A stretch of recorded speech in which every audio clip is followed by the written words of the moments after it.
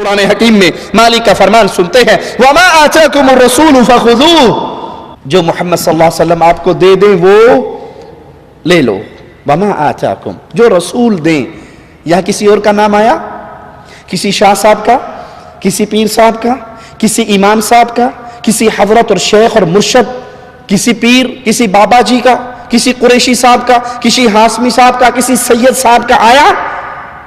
لوگوں سب کی عزت کرو، سب کے ساتھ پیار کرو، سب کا ادب و احترام کرو، لیکن محمد کے ادب کے بعد صلی اللہ علیہ وسلم.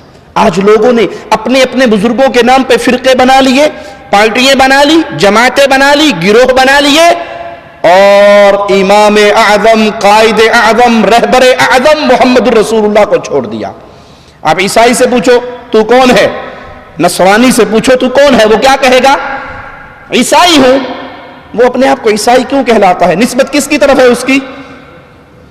جی عیسیٰ علیہ السلام کی طرف نسبت کر کے عیسائی کیا بنا؟ عیسائی بن گیا. اور ہم سے پوچھو تو کون ہے؟ کوئی کہے گا میں دیوبندی ہوں، کوئی کہے گا میں بریلوی ہوں، کوئی کہے گا وہابی ہوں، کوئی کہے گا سنی ہوں، نقشبندی ہوں، چشتی ہوں، قادری ہوں، رضوی ہوں، نوری ہوں، سہر وردی ہوں، بغیر وردی ہوں. تمہارے پیارے نبی کا نام کیا ہے؟ کیا ہمیں شرم آتی ہے ہم یہ کہیں کہ ہم محمدی ہیں؟ کیا ہمیں حیا آتی ہے یہ کہتے ہوئے کہ ہمارے امام اعظم، قائد اعظم، رہبر اعظم صرف محمد الرسول اللہ ہے صلی اللہ علیہ وسلم؟ نصرانی نے تو اپنی نسبت عیسیٰ سے نہیں توڑی، محمدی نے اپنی نسبت محمد الرسول اللہ سے توڑ دی صلی اللہ علیہ وسلم. درجنوں جماعتیں، درجنوں پارٹیاں، درجنوں گروہ بن کے وہ اپنی طرف کھینچ رہا ہے، وہ اپنی طرف کھینچ رہا ہے. ہم کہتے ہیں سب باعزت ہیں، سب عزت کے قابل ہیں، لیکن سب سے بڑی شخصیت دھرتی میں اللہ نے جو پیدا کی ہے، نہ اس سے بہتر پہلے کوئی پیدا ہوئی، نہ پیدا ہوگی، نہ پیدا ہو سکتی ہے. وہ نہ آپ کا پیر نہ میرا پیر، نہ آپ کا شیخ نہ میرا شیخ، نہ آپ کا امام نہ میرا امام. وہ بلال کے امام محمد الرسول اللہ ہے صلی اللہ علیہ وسلم. اور قرآن حکم دے رہا ہے وَمَا آتَاكُمُ الرَّسُولُ، جو تمہیں رسول دے دے فَخُذُوهُ، وہ لے لو. وَمَا نَهَاكُمْ عَنْهُ، جس سے رسول روک دے، جس سے نبی منع کر دے، جس سے امام اعظم، قائد اعظم روک دے، اس سے رک جاؤ. اور کسی کی یہ شان نہیں ہے، اور کسی کا یہ مقام نہیں ہے، اور کسی کا یہ حق نہیں ہے مصطفیٰ کے آنے کے بعد. سورج کے چمکنے کے بعد دیا جلانے کی ضرورت رہتی ہے؟ آپ نے اکثر دیکھا ہوگا فجر کی نماز کے بعد، سورج نکلنے کے بعد، یعنی صبح 7 بجے 8 بجے لوگ ناشتہ لینے کے لیے، دہی لینے کے لیے، چنے لینے کے لیے جاتے ہیں. نان چھولے کا ناشتہ کرنے والے، حلوہ پوری کھانے والے لاہوری، وہ ناشتہ لینے جاتے ہیں نا موٹر سائیکلوں پہ. چونکہ موٹر سائیکل رات کو بند کیا ہوا ہوتا ہے، سوئچ آف اس کا، تو صبح دن نکلنے پہ جب سٹارٹ کرو تو فرنٹ لائٹ جلنے کا احساس ڈرائیور کو نہیں ہوتا. اب یہ روڈ پہ جا رہا ہے، اس کے سامنے سے جو آ رہا ہے وہ اس کو دیکھ کے یوں کر رہا ہے، کرتا ہے نا؟ کیا مطلب اس کا؟ کہ آپ کی لائٹ جل رہی ہے، بند کر لو. کیوں کہتا ہے؟ کیوں کہتا ہے کہ آپ کی لائٹ جل رہی ہے؟ کہتا ہے بے وقوف سورج نکل آیا ہے. سورج کے نکل آنے کے بعد تیرے اس بلب کی ضرورت، محمد کے آنے کے بعد کسی اور کی ضرورت نہ مجھے نہ آپ کو. میں اپنی بات نہیں کرتا، آپ کو آگے لے کے جاتا ہوں، پرانی دنیا میں لے کے جاتا ہوں. محمد کریم کے پیارے ساتھی، پیارے حبیب کے پیارے دوست، دنیا کے بھی دوست، قبر کے بھی دوست، پڑوس میں دفن ہونے والے فاروق اعظم رضی اللہ تعالی عنہ. وہ فاروق پیارے نبی فرماتے ہیں جس راہ سے فاروق تو گزر جاتا ہے شیطان بھاگ جاتا ہے. ہاتھ میں تورات کا ایک ورقہ ہے، پڑھ رہے ہیں، خوش ہو رہے ہیں. پیارے نبی علیہ الصلوۃ والسلام کا پیارا مبارک چہرہ غصے سے تبدیل ہو رہا ہے. سیدنا ابو بکر رضی اللہ عنہ وارضاہ پیارے حبیب کا چہرے مبارک کے بدلتے ہوئے روپ کو دیکھتے ہوئے عمر سے کہتے ہیں گم پائے تجھے گم پانے والیاں، میرے آقا کے چہرے کو نہیں دیکھ رہے؟ سیدنا عمر نے دیکھا پیارے نبی بہت غصے میں ہیں تو فوراً اس ورقے کو پھینک دیا، نیچے رکھ دیا، اور زبان سے آواز لگا کر کہا رضیت باللہ ربا، میں اللہ کے رب ہونے پر راضی، بابی محمد نبی صلی اللہ علیہ وسلم، محمد علیہ السلام کے نبی ہونے پر راضی، اسلام کے دین ہونے پر راضی. پیارے حبیب نے فرمایا اے عمر آج تو تم تورات کا ورقہ پڑھ رہے ہو، صاحب تورات موسیٰ خود زندہ ہو کر آ جائے، لو کان موسیٰ حیا ما وسعہ الا اتباعی، اگر موسیٰ بھی زندہ ہو کر آ جائے، اس نے نجات پانی ہو تو اسے بھی محمد کے پیچھے چلنا پڑے گا صلی اللہ علیہ وسلم۔ تم مجھے چھوڑ دو، موسیٰ کے پیچھے چل پڑو، راہ مستقیم سے گمراہ ہو جاؤ گے۔ اے پیارے بھائی، اے مسلمان بھائی، اے کلمہ پڑھنے والے بھائی، اگر عمر ابن خطاب جیسی شخصیت مصطفیٰ علیہ السلام کو چھوڑ کر سیدنا موسیٰ علیہ السلام کے پیچھے چلے تو مصطفیٰ علیہ السلام فرماتے گمراہ ہو گئے۔ اور جب میں حدیث رسول سن کر کہوں حدیث تو ٹھیک ہے پر ہمارے مذہب میں نہیں ہے، حدیث تو ٹھیک ہے ہمارا امام یوں نہیں کہتا، ارے کروڑ امام ہو میرے اور آپ کے، وہ موسیٰ بن سکتے ہیں جو کلیم اللہ ہے علیہ السلام؟ پیارے حبیب کو چھوڑ کر موسیٰ کی اتباع گمراہی ہے تو نبی کریم کو چھوڑ کر کسی اور مولوی کی بات ماننا ہدایت ہوگی؟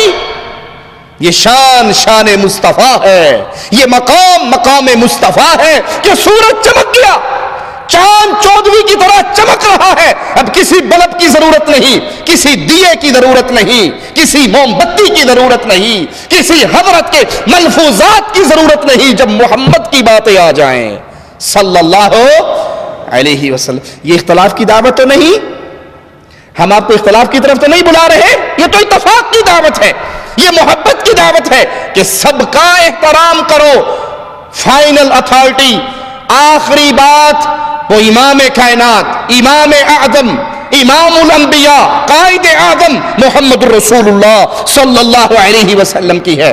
اور اگر یہ نہیں مانتے تو آیت کا اگلا حصہ سنتے جائیے، ان اللہ شدید العقاب، جو رسول دیتا ہے لے لو، جو رسول روکتے ہیں رک جاؤ، اللہ سے ڈرو اور یاد رکھو اللہ کی پکڑ بڑی شدید ہے۔ بات آئی ہے تو کہہ دیتا ہوں، آج مسلمان ذلت کی دلدل میں گر رہا ہے نا، مسلمان پہ جوتیاں پڑ رہی ہیں، یہود و نصارہ بھی مار رہے ہیں، ہندوس بھی مار رہے ہیں، مشرکین بھی مار رہے ہیں، کفار بھی مار رہے ہیں۔ کیا وجہ ہے؟ کیا وجہ ہے؟ وجہ یہ ہے مکے کے باسی، بکریوں کے چرواہے، ننگے قدموں چلنے والے، بتوں کے سامنے سجدہ کرنے والے، جب وہ مصطفیٰ کے دامن سے لگے تھے دنیا کے رہبر بنے تھے، ہم نے مصطفیٰ کو چھوڑ دیا، دنیا میں ذلیل ہو گئے۔ ہماری ذلت کی ایک ہی وجہ ہے، ہم نے پیارے حبیب کو چھوڑ دیا، پیارے نبی کو چھوڑ دیا، پیارے حبیب کا نام لینا باقی رہ گیا، ان کے فرمودات کو اپنی زندگی میں نافذ کرنا باقی نہ رہا۔ بخاری و مسلم میں پیارے حبیب علیہ السلام کا یہ فرمان موجود ہے، سنیے، غور کیجئے، پیارے نبی کی باتوں کو دل میں اتاریے۔ آپ نے فرمایا میری مثال اس شخص جیسی ہے، مثال پہ غور کرنا، جو ایک قوم والوں کے پاس آتا ہے اور انہیں کہتا ہے کہ میں نے ایک لشکر کو دیکھا ہے، وہ لشکر تم پہ حملہ کرنے والا ہے، تیاری کر لو، بچا لو اپنے آپ کو، اپنے اہل و عیال کو بچا لو۔ لوگوں میں دو گروہ بن گئے، ایک گروہ نے اس کی بات مانی، راتوں رات بیوی بچے سامان کو لے گئے، محفوظ مقام پہ چلے گئے، اور ایک اس نے اس کی بات پر کان نہیں دھرے، لمبی چادریں لے کر سو گئے۔ صبح ہوئی، وہ لشکر ان پر حملہ آور ہوا، جو سوئے رہے تھے سب کو ہلاک کر دیا۔ پیارے نبی کیا فرما رہے ہیں؟ یہ مثال کس کی ہے؟ یہ مثال میری مثال ہے۔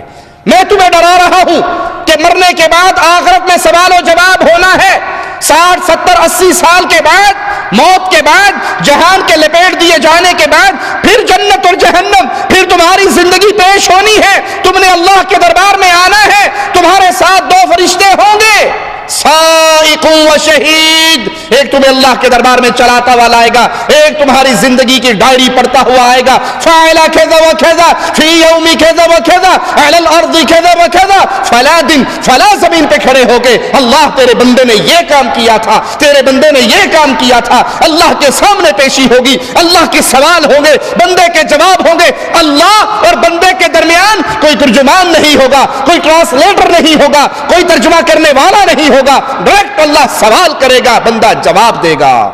جس نے پیارے نبی کی باتوں کو مان لیا، جس نے احادیث رسول پہ ایمان لے آیا، دل کو تسلیم کی دنیا میں لے آیا، مان لیا، آخرت کی تیاری کر لی، یہ جہنم سے بچ کے جنت میں چلا گیا۔ اور جس نے محمد کریم پیارے حبیب امام الانبیاء حبیب کبریا رسول اللہ صلی اللہ علیہ وسلم کو ٹھوکر مار دی، رب محمد کی قسم اس نے پیارے نبی کی باتوں کو ٹھوکر نہیں ماری، رب کی جنت کو ٹھکرا دیا۔ وہ مرے گا، پھر وہ کہے گا ربنا ابصرنا وسمعنا فرجعنا۔ اللہ پہلے یقین نہیں آتا تھا، اب آ گیا۔ پہلے کیا کہتے تھے؟ اے جہاں میٹھا اگلا جہاں کہ ڈٹھا، ایویں مولوی روڑا پائی رکھ دینے، کنے مرنا ہے کنے اٹھنا ہے، گلنا ہی نہیں، کون اٹھے گا کون مرے گا۔ یہ کفار مکہ کا عقیدہ تھا، یاد رکھنا۔ کفار مکہ کے ایک شخص ایک ہڈی لے کر آیا تھا پیارے حبیب کے سامنے، اس کو ہاتھوں سے مسل کے مٹی کر دیا تھا اور کہا تھا من یحیی العظام وہی رمیم، یہ ہڈی کو مٹی کھا چکی ہے، اسے کون زندہ کرے گا؟ مالک نے فرمایا تھا جس نے پانی کے قطرے سے پیدا کیا تھا وہ تمہیں مٹی سے دوبارہ زندہ کر سکتا ہے۔ اگر میرا اور آپ کا یہی نظریہ بن گیا کون مرے گا کون اٹھے گا تو قیامت کے دن کہیں گے ابصرنا دیکھ لیا، وسمعنا سن لیا، فرجعنا ایک چانس، ایک موقع، ایک سپلی، ایک ریٹیسٹ، ایک ایسے ہال کا موقع دے دیا جائے، نعمل صالحا، قرآن اور حدیث پہ عمل کر کے نیک اعمال کریں گے۔ لیکن پیارے بھائی کیا واپسی ہوگی؟ اس جہاں سے واپسی کا تصور نہیں۔ آئیے پیارے نبی صلی اللہ علیہ وسلم کی اطاعت کا حق سنے۔ کائنات میں، میرا جملہ یاد رکھنا، کائنات پوری میں ایک ہی ہستی ہے جس کی یہ شان ہے کہ جو اس کی مانے گا وہ اس کی نہیں مان رہا، وہ اللہ کی مان رہا ہے۔ پوری کائنات میں قیامت کی دیواروں تک ایک ہستی ہے جو اس کی مانے گا وہ اس کی نہیں مان رہا، اللہ کی مان رہا ہے۔ یہ شان آپ کے پیر صاحب کی نہیں، میرے پیر صاحب کی نہیں، آپ کے امام صاحب کی نہیں، میرے امام صاحب کی نہیں، بغداد والے حضرت کی نہیں، کوفے والے بابا جی کی نہیں۔ یہ شان کس کی ہے؟ قرآن آپ کو سناتا ہے، سنیے، من یطیع الرسول فقد اطاع اللہ، جو رسول کی مانتا ہے وہ رسول کی نہیں، رسول کے رب کی مان رہا ہے صلی اللہ علیہ وسلم۔ ومن تولا، آیت پہ غور کیجئے، اور جو منہ موڑ لے حدیث رسول سے، اطاعت رسول سے، فرمان رسول سے، فما ارسلناک علیہم حفیظا، پھر ہم نے آپ کو ان کے اوپر نگران بنا کر نہیں بھیجا، آپ پہنچا دیجئے، جو آپ کی مانتا ہے وہ آپ کے رب کی مانتا ہے، اور جو آپ کی بات کو ٹھوکر مارتا ہے اللہ خود سمجھ لے گا، قیامت کے دن مالک اس سے خود حساب لے لے گا، آپ ان پہ نگران بنا کر نہیں بھیجے۔ صحیح مسلم میں پیارے حبیب علیہ السلام کا فرمان موجود ہے، سنیے، من اطاعنی فقد اطاع اللہ، پیار اور محبت کے ساتھ، چھیڑتے اور طنز کرتے ہوئے نہیں، دکھ اور درد کے ساتھ حقیقت آپ کے سامنے رکھتا ہوں، اللہ کا واسطہ دے کے پوچھتا ہوں، کیا کسی امام کا یہ مقام ہے؟ کیا کسی امام کو ماننے والا یہ کہہ سکتا ہے کہ میرے پیر کی جو مان رہا ہے وہ اللہ کی مان رہا ہے؟ کہہ سکتا ہے؟ کوئی دعویٰ کر سکتا ہے؟ کوئی دعویٰ کر سکتا ہے کہ جو 12 کی مانے گا وہ اللہ کی مانے گا، جو فلاں حضرت کی ہر بات مانے گا وہ اللہ کی مانتا ہے؟ یہ دعویٰ ہم کر سکتے ہیں، کیوں؟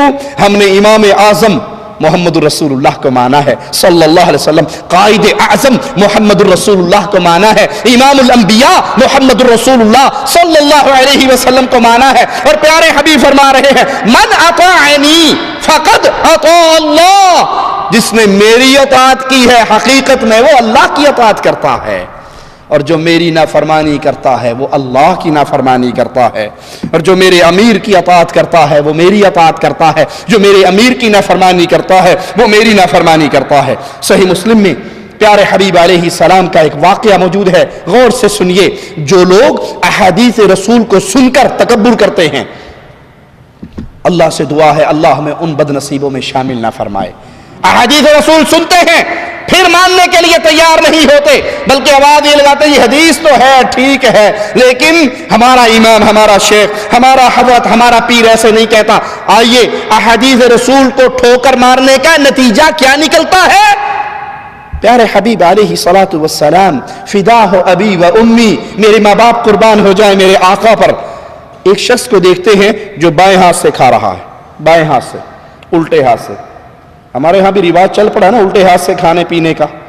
سیدھے ہاتھ سے اچھے بھلے چاول کھا رہے ہوں گے، جب پانی پیپسی پینے کا ٹائم آئے گا نا تو وہ اس کو اٹھا کر تھلو ٹوچ لا لیندے نے، یوں کر کے پئیں گے.